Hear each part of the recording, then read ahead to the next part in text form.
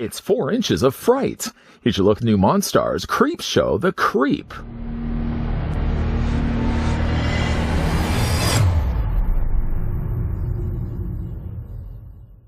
Want to try to save the packaging on this one.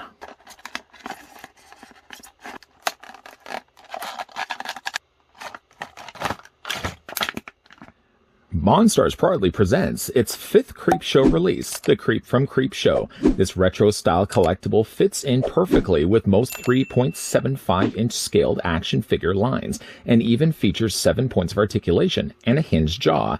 Standing 4 inches tall, the Creep comes frightfully packaged in a retro-style card, along with a figured display base. This is the most fun you'll ever have being scared. Unlike sea monkeys that you would see the ad for on the back of the comic and send away for, I didn't actually send away necessarily for this figure, although I did order it online over on Entertainment Earth's website. They had stocked this figure a while ago, and unfortunately at the time that I placed the order, it was back ordered, but they finally have now restocked their inventory and the figure had arrived. If you guys are interested and would like to pick up one for yourself, I'll provide the link down below that will take you on over to Entertainment Earth's website. Go ahead and grab the tape measure here just to see how tall the figure stands. Even though it is advertised at being a 4-inch tall figure, you know me. I always like to still check these things. And yes, in fact, taking it to the top of its blowing wind hair, the Creep, in fact, is 4 inches in height, or he's roughly going to be about 9.5 centimeters tall. Online, the description for this guy isn't 100% right. They actually advertise him as coming included with a display stand, and yet no display stand found at all inside of the package.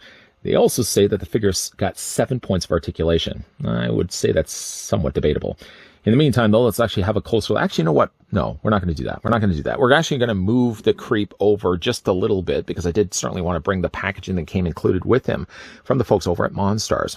I love the packaging, first of all. You've got that retro look. The one thing I really liked so much about the original Creepshow film was it did have sort of a nostalgic, classic look to it. Again, you've got the Creepshow Creep in the window there. Imagine waking up and looking over and seeing the Creep staring at you from the window. And again, you got kind of that exploding effect there inside the bubble card. On the back, actually other figures available also from Monstarz that I would like still to pick up. The Father's Day Father, the couple Ted Danson from Creepshow. I can hold my breath for a very long time. And of course, you've got the Crate Monkey there as well. It's still indicated 7 points of articulation. I don't know. I wouldn't say that. I'm going to hold on to this packaging, though, by the way. I might even just be able to put the Creep back in there, but I think I will want to be instead displaying the Creep on my shelf loose. Okay, let's pick up the figure now and get a closer look at it. As with the imaging featured on the front of the packaging, as you can see, the wind is blown off to the side, or the wind is blowing his hair, what little there is of it. Actually, to be fair, he's actually got quite a lot of hair. It's blowing it off to the one side. The other side is still shrouded in his cloak hood. The sculpting on the face is actually really good for the size and scale that this is. Keeping in mind, again, like you're looking at a 4-inch tall figure. And I think they've done a pretty good job on the sculpting of it. Now, it does say advertised that it does have a hinged jaw. This is sort of the part that I feel is somewhat questionable. I mean, first of all, the head sculpt is really good on it. I like the way they've outlined the eyes, so it really does look like they're peering at you. But the thing I would say, though, is somewhat questionable is the idea of advertising this as actually having a hinged jaw. First of all, it does have a hinged jaw, but the likelihood of actually being able to get in there and do anything with the jaw is slim to none. I guess you could kind of take yourself a little screwdriver or something, but the fact it has posability in the jaw is almost non-existent. I mean, yeah, you can kind of get in there with the finger, but it's barely something that can move. I mean, the figure doesn't even have any head articulation. What little articulation it does actually have is in the shoulders, in the hands, and in the feet. So if you were really to tally that up and exclude the jaw, which they clearly have put in as part of the points of articulation, he really only has 1, 2, 3, 4, 5, and 6. Again, when you only have foot articulation that can do this, but literally it's just a shell of plastic that makes up his cloak. I mean, moving his feet back and forth, I really don't know, even though I would consider it articulation, I don't think the figure really needed it in the first place.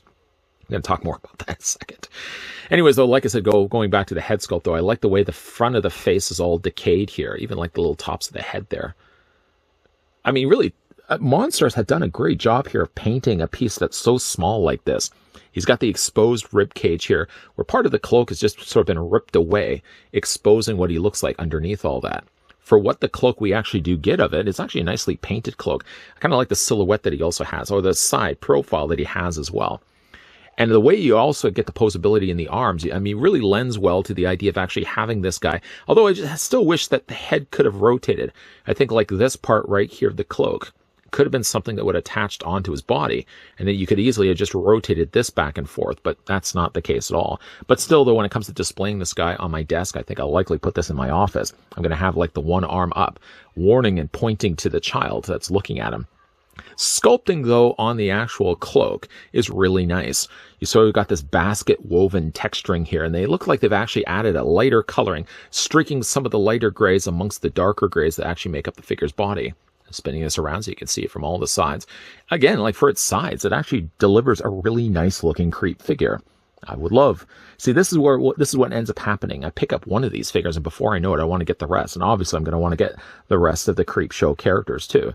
For the articulation, now again, we're going to talk a little about the jaw. I mean, the fact the jaw does open and close, it would be just saying it's ridiculous to even advertise that as something that can't even be able to move. Sure, if you could move the head and then gain access to the jaw, but you really can't do anything with it. I mean, like if I was to take like a screwdriver here, just going to kind of show you here, the jaw technically does go up and it does go down.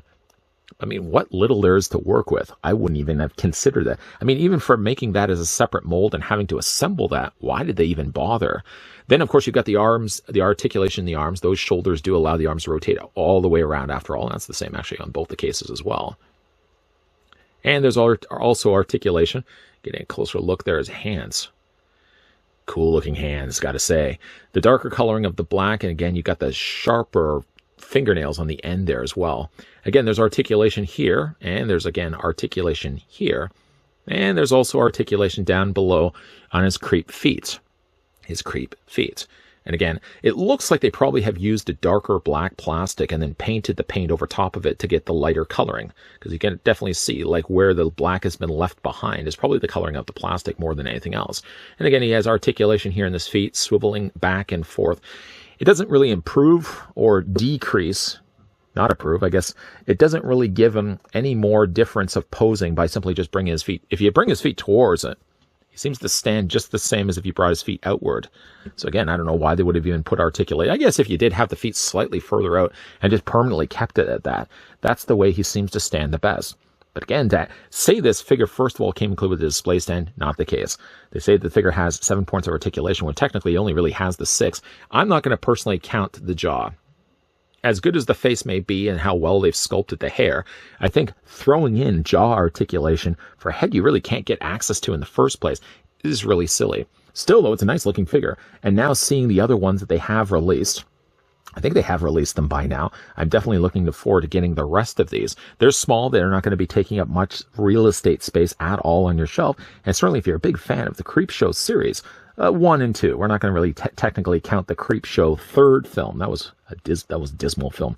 But if you were a fan of the first 2 Creepshows, these are great looking figures to be picking up and adding to your collection.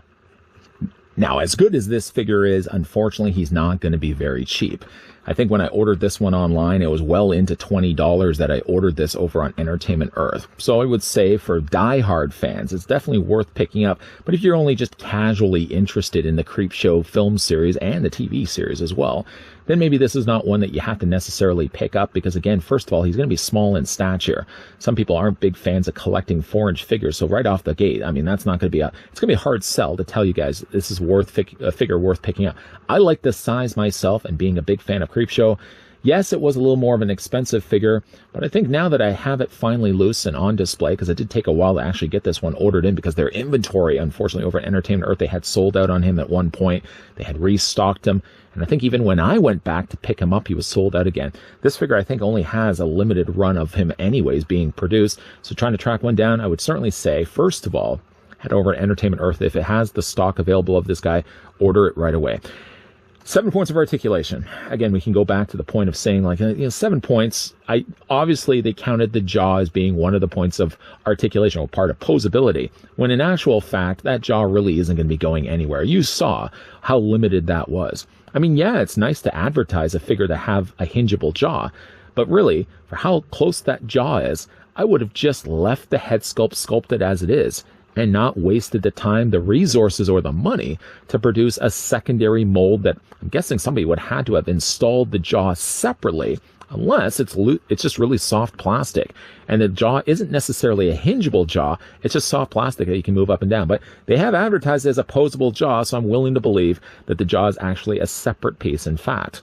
A nice looking figure. Again, it's a little on the more steeper side, but judging by how limited the run was, and considering as well, like Monstarz, for the company size that they are, they probably can't obviously start shipping these in larger quantities. So of course the cost of lower run, lower produced figures are going to be a little bit more expensive than the figures that you can be finding in local stores. Again, I did find this over at Entertainment Earth, so I'll provide the link down below if you guys are interested to pick this one up for yourself. And I'm definitely going to be trying to keep my eyes open for the other figures from the Creepshow line. For your video question, let me know down below in the comments section, what's your favorite horror movie anthology? It doesn't have to necessarily be Creepshow. There's Tales from the Dark Side. One of my least favorites is Dead Time Stories. Definitely never watched Dead Time Stories. Body Bags is a good anthology film. What's your favorite anthology horror film? Let me know down below in the comment section. And if you enjoyed this video, hit it with a like. If you're loving the content you're seeing and certainly want to stick around for more, then make sure you hit the subscribe button down below and turn on the bell notification. Keep your peepers peeled, because while we have wrapped up the review for the Monstarz Creepshow Creep, there's definitely going to be a lot more videos coming your way. As always, guys, thanks for watching. See you guys next time.